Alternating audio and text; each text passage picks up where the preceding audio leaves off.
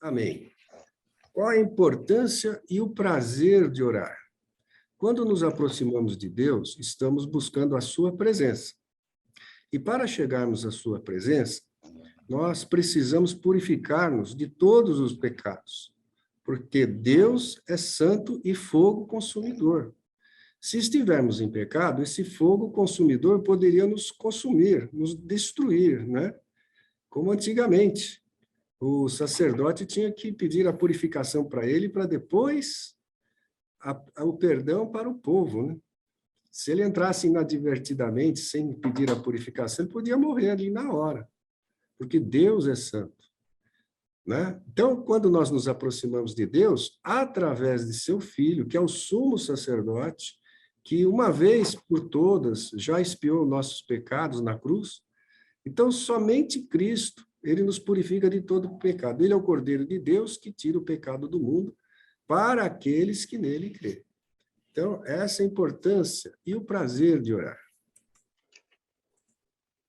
Ele é o sumo sacerdote, como nós falamos agora, que nos purifica e nos intercede por nós. Então, em Hebreus 9, 24 a 26, que nós já vimos isso, só para repisar, né? Porque Cristo não entrou num santuário feito por mãos, figura do verdadeiro. Não feito por mãos, o que é isso? Não foi feito pelas mãos dos homens, né? Em parede, em templos, né? Porém, no mesmo céu, mas agora comparecer por nós perante a face de Deus. Nem também para si mesmo se oferecer muitas vezes, como sumo sacerdote cada ano entra no santuário com sangue alheio. De outra maneira, necessário lhe fora padecer muitas vezes desde a fundação do mundo. Mas agora, na consumação dos séculos, uma vez se manifestou para aniquilar o pecado pelo sacrifício de si mesmo. Orar é estar em contato com o Criador. Deus, quando criou o homem, ele o criou para lavrar e guardar o jardim do Éden e estar em contato diariamente com ele. Aí em Gênesis, escrevi errado aqui, Gênesis 2, versículo 15. Alguém quer ler? Se quiser, está na tela aí também. E tomou o Senhor Deus o homem e o pôs no jardim do Éden para o lavrar e o guardar. Então, veja, Deus, quando criou o homem, colocou ele para lavrar, para trabalhar e guardar. Mas como guardar? Lá não era o Éden? Não era um paraíso? Mas guardar do quê? Quem sabe?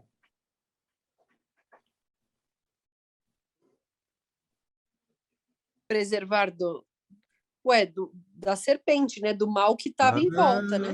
Exatamente. A serpente não apareceu ali no jardim para tentar a Eva. Então, olha só, Deus colocou o homem para guardar o jardim.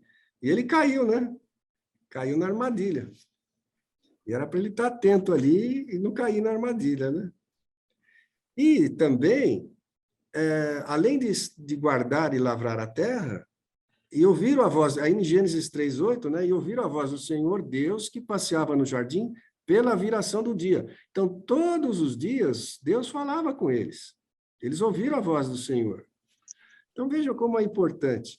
Agora, às vezes vocês não se sentem assim? Parece que quando a gente ora, a gente está falando como se estivesse falando ao ar, ao vento. Né? Você está orando e, de repente, puxa, será que Deus está me ouvindo? Será que ele vai falar comigo? Como é que ele vai falar comigo? Eu estou orando, eu estou falando, parece um monólogo.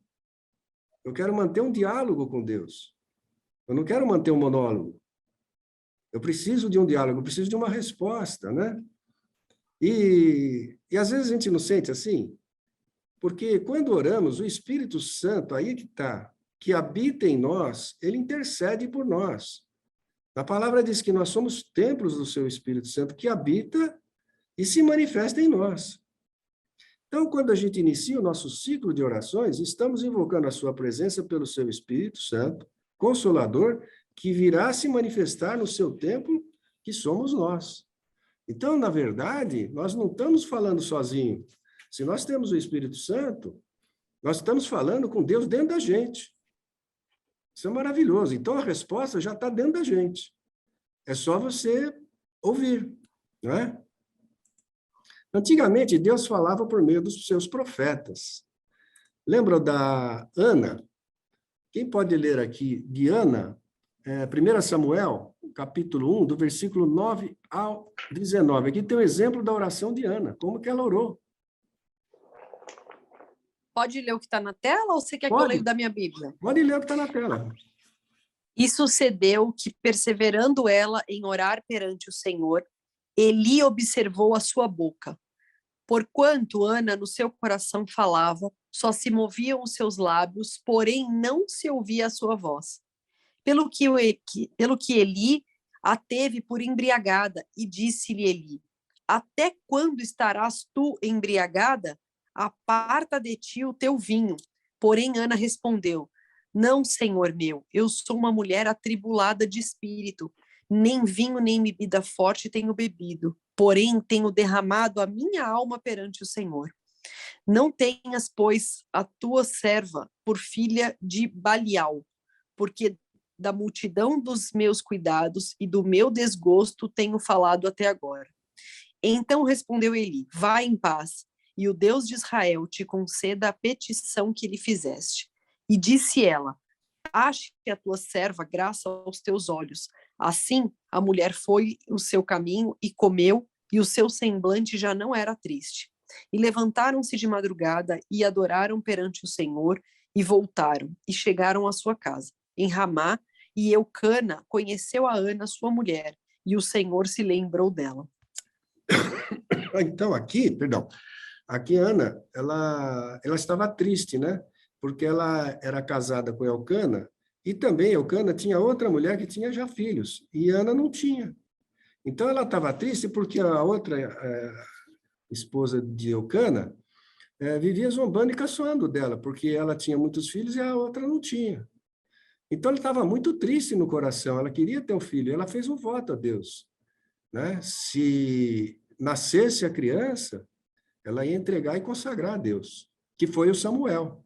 E Eli era o profeta. Então, olha só, ela estava aqui, porquanto Ana no seu coração falava, só se moviam os seus lábios, nem saía a voz da boca dela. Então, ela estava ali amargurada, angustiada, né? Eu acredito que ela estava até sentindo, mas será que Deus estava ouvindo a minha oração? E o profeta Eli ali do lado, pensando que ela estava embriagada, e ela falou, não, eu estou amargurada de coração. Aí, então, o profeta, pelo Espírito Santo de Deus, falou para ela, vai em paz, e o Deus de Israel te conceda a petição que lhe fizeste. Então, Deus ouviu ali a oração dela e falou com ela. Falou com ela através de quem? Do profeta. Então, antigamente, Deus falava e usava os profetas, né? Para trazer a mensagem às pessoas e ao povo. E hoje, Deus fala dentro de nós por meio do seu Espírito Santo. Não é assim? Lembra dos dois discípulos a caminho de Emaús? Aqui, Jesus havia ressuscitado, mas ainda não havia prometido o Consolador, ainda não havia derramado do seu Espírito Santo a toda a criatura.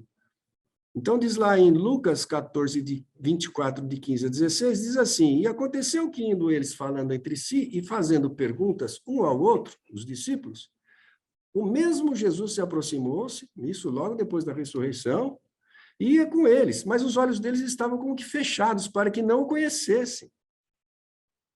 Então, às vezes a pessoa está orando, a gente está orando, não está percebendo a presença de Jesus, tão pertinho da gente. Ou melhor, tão dentro da gente, como nós vamos ver. E aconteceu que, estando eles com a mesa, isso logo depois, lá em Lucas 24, no 30 a 32, diz lá que, estando eles à mesa, tomando o pão, e abençoou, partiu-lhes e deu-lhe. Isso depois de que Jesus, já falando dele, o que falava dele a respeito da lei de Moisés e dos profetas, né? Então abriram-se-lhe os olhos e conheceram, e ele desapareceu-lhes. E disseram um para o outro, porventura não ardia em nossos corações, quando pelo caminho nos falava? E quando abria as Escrituras? Então, às vezes, nós sentimos um calor no coração, e Deus fala conosco. Mas como é que ele fala conosco? Quando aconteceu em Pentecostes. Ele falou, não saiam de Jerusalém até que do alto sejais revestidos de poder. E lá em João 14, 15 a 16, diz assim, se me amardes, guardareis os meus mandamentos, e eu rogarei ao Pai, e ele vos dará outro Consolador, para que fique convosco para sempre, porque Jesus já era o Consolador que estava com eles lá com os discípulos, mas ele dará outro Consolador, que era o Espírito Santo, que fique convosco, com todos nós hoje. O Espírito da verdade que o mundo não pode receber, porque não vê nem o conhece, mas vós o conheceis, porque habita convosco e estará em vós. Então, aqui é Jesus dentro da gente. Então, quando a gente ora, ele vai responder dentro da gente. Mas como dentro da gente? É o Espírito Santo, é uma pessoa, é a terceira pessoa da Trindade. Em João 14, 26 diz assim, mas aquele Consolador, o Espírito Santo, que o Pai enviará em meu nome, esse vos ensinará todas as coisas, e vos fará lembrar de tudo quanto vos tenho dito. Então, tudo que a gente lê na palavra hoje, o Espírito Santo nos lembra, e ele fala conosco. Ele fala claramente no nosso coração. Não é? Então, Deus se manifesta e nos responde dentro de nós mesmos. Mas como é que faço isso? É orar. Jesus orava sempre, ele tinha prazer em orar, em falar com o Pai. E Deus falava com ele. Da mesma maneira hoje. Quem não teve essa experiência de chegar, ajoelhar e buscar a Deus sozinho e começar a falar com Deus e, de repente, começa a vir o Espírito Santo dentro da gente começa a falar com a gente. O Espírito Santo que em nós habita é quem responde às nossas orações. E se não sabemos como pedir, ele com gemidos inexprimíveis, nos eleva a Deus. Então, lá em Romanos 8, 26 a 27, diz assim, e da mesma maneira também o Espírito ajuda as nossas orações, ajuda as nossas fraquezas, porque não sabemos o que pedir, como convém, mas o Espírito Santo intercede por nós com gemidos inexprimíveis. E aquele que examina os corações sabe qual é a intenção do Espírito. E ele que, segundo Deus, intercede pelos santos. Então, aqui é o Espírito Santo dentro de nós. Então, quando oramos, a gente não precisa assim, se sentir só, como se estivesse falando ao vento, não. Nós estamos falando com Deus. E se você quer ouvir a voz de Deus, ora com fé, ora acreditando nele, pedindo, invocando, pedindo a purificação, a santificação pelo sangue de Cristo, que ele é o único que morreu por nós e nos lavou de todo o pecado, e é o único que fez o sacrifício, e uma vez só. Ele nos perdoa. Então, é orar buscando o perdão, buscando essa ousadia que nós temos de entrar no santuário de Deus, e o Espírito Santo, ele intercede por nós. E aí ele vem e fala dentro do seu coração, dentro da sua alma. A resposta está bem perto. E quando a gente invoca o nome do Senhor, ele ouve. Amém? Amém.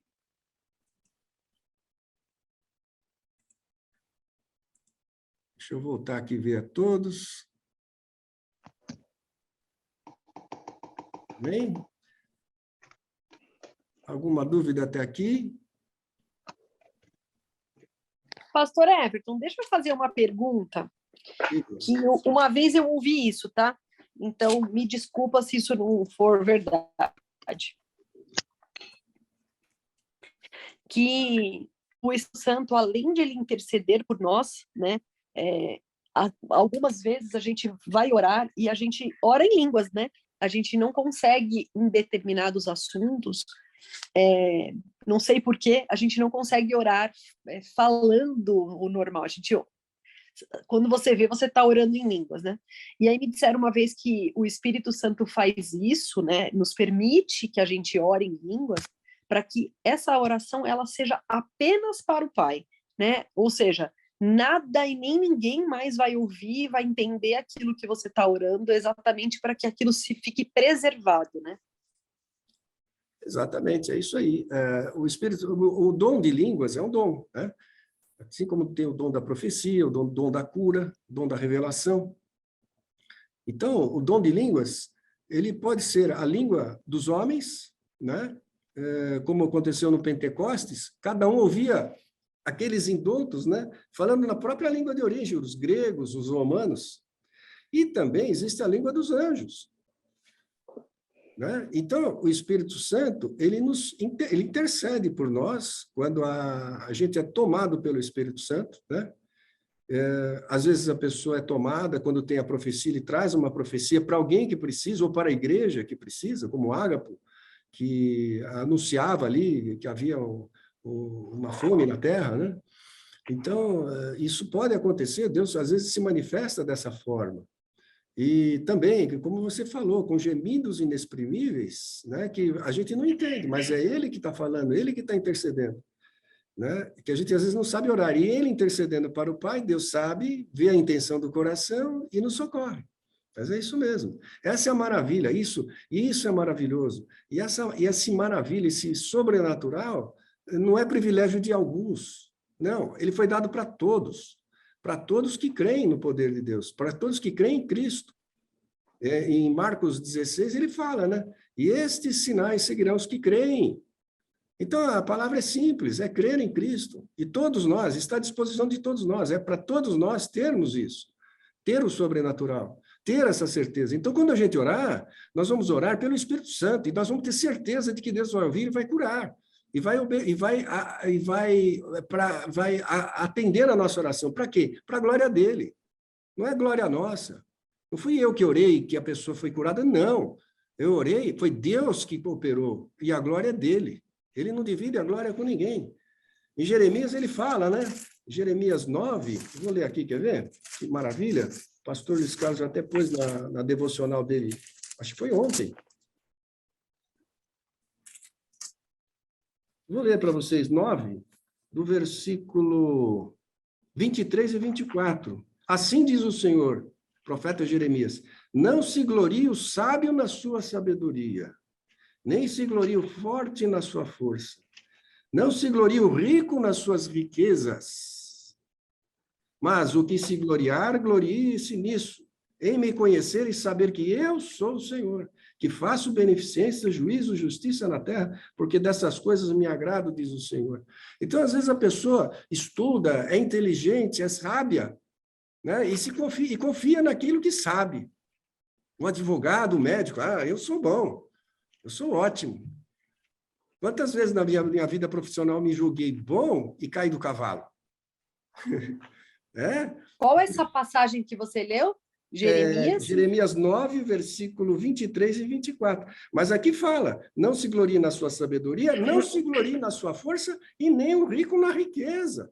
Porque a riqueza é uma idolatria, é um conforto, a pessoa confia. Não, eu tenho dinheiro, eu tenho bons médicos, eu tenho bons planos de saúde, eu tenho tudo.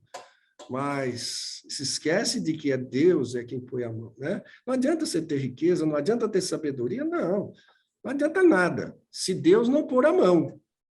Adianta se Deus colocar a mão. Então, nós temos plano de saúde? Temos. Nós lutamos para ter um conforto? Lutamos. Mas sabendo que a glória é dele, ele quem sustenta. Não é nada disso que não vai nos dar a saída, a solução, né? Mas é Deus que dá a solução. A segurança, né, pastor Eva? Exatamente. Eu sempre falo isso, as pessoas ficam muito seguras em si. Então, e a segurança, ela não está naquilo que a gente tem, porque hoje você tem, amanhã você pode não ter. Olha, eu digo assim, às vezes você tem uma dor de cabeça, você não consegue ter uma rotina de vida normal, né? Então, a gente fica muito seguro, porque eu sou novo, porque eu tenho saúde, porque eu tenho dinheiro, porque eu tenho trabalho, mas se a mão do Senhor não for, né, que é isso que você está dizendo, nada disso se torna bênção, né? É verdade. Agora lembrei do Salmo 127. Salmo 127 diz assim, se o Senhor não edificar a casa, em vão trabalham os que edificam. Se o Senhor não guardar a cidade, em vão vigia a sentinela. Não adianta conversar, ter segurança nas coisas. Inútil vos será levantar de madrugada, repousar tarde como o pão de dores, pois assim ele dá aos seus amados o sono, ou dá aos seus amados enquanto dormem. Não é que não faz nada, não, ele está descansando. Mesmo descansando, o Senhor abençoa. E às vezes a pessoa luta, come o pão das dores, né? E não consegue juntar. Não tem segurança. A segurança está no Senhor, porque a glória é dele. Quando nós temos isso em mente, esse objetivo, então você pode trabalhar, você pode ter riqueza, não tem problema, mas o coração tem que estar voltado para Deus, é saber que é ele quem põe a mão e é ele quem faz as coisas.